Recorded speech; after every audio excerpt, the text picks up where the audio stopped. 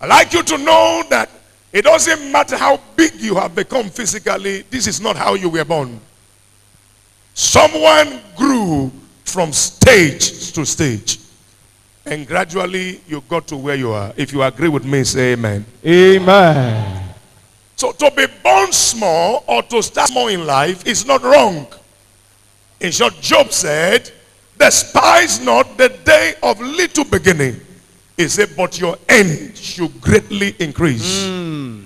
So God is the God who begins with you gradually and progressively.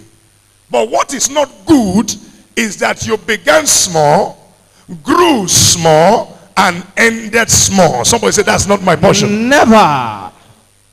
So when you hear limitless boundary, it means that there should become a time in your life where what God started in one kiosk. If I'm talking to you, let me Go ahead, again. sir. What God started in one room, what God started in one small store, has suddenly expanded into greatness. That is his plan for you. Yes. But how do I actualize this plan? As I look into the perfect law of liberty, he gave me 5 keys, but wherever time meet me, I will stop.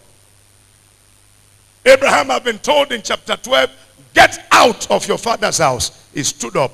What that represents in the modern day believer's life is salvation. Get out of the immoral living of your parents. Don't starve the gods that they serve. Because those who serve idol, their life must be dull. So God sent you out and brought you to Christ that he may show you forth a glory. A city built on the hill. Anybody born again here, say thank you for saving me. Thank you for saving me. If you are born again, you will say it with excitement. Say thank you, Lord. Thank you, Lord, For saving me. for saving me. I don't care what you think. The poorest Christian is better than the greatest millionaire who does not know Christ. I hear. I want you to settle your heart with that. You are not poor because you are a Christian. Mama, I've heard people say, if not be say I can't start church, I know where I for day. No, it would have been grave. There are people who think they did God favor for serving God. No, no. Those who come to him, he increase. So the first key was that Abraham left his father's house. But now he is a believer, but yet life is still small. If you look at the verse we started with in verse 14, the Bible says, after Lot had left him. The first prayer I prepared to pray for you today, may you not miss it. People that are not adding to your life, may they not go with you this year. Amen. I pray it again. Those who are not adding to your destiny, may they not go with you this year. Amen.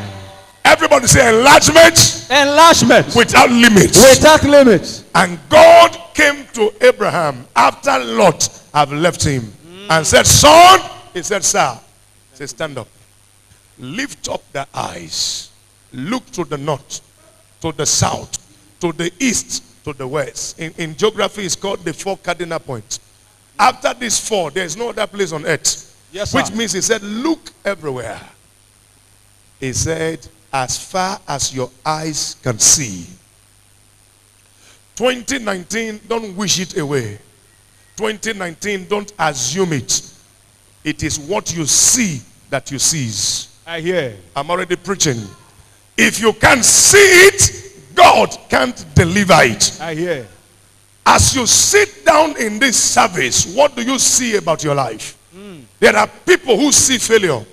There are people who see what mother told them. There are people who see what their father said. They told me that I was a mistake.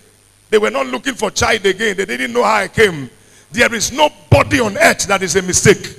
If your parents didn't want you, God wouldn't send you here. If God sent you here, is to fulfill a purpose. And I'm praying for you that you will fulfill your purpose. Amen. So what's key number 1? To have limitless boundary. It is vision.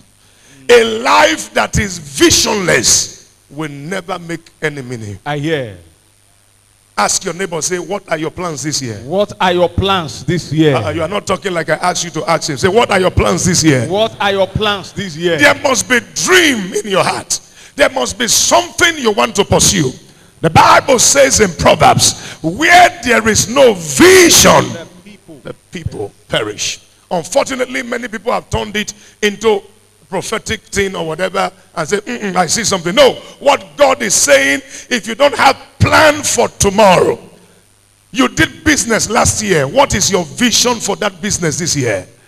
You have a family. What is your vision for that family? Where are the young people who just got married? You are 3 years, 5 years old in marriage. What is the vision to owning your house? Because it doesn't matter how long you stay in a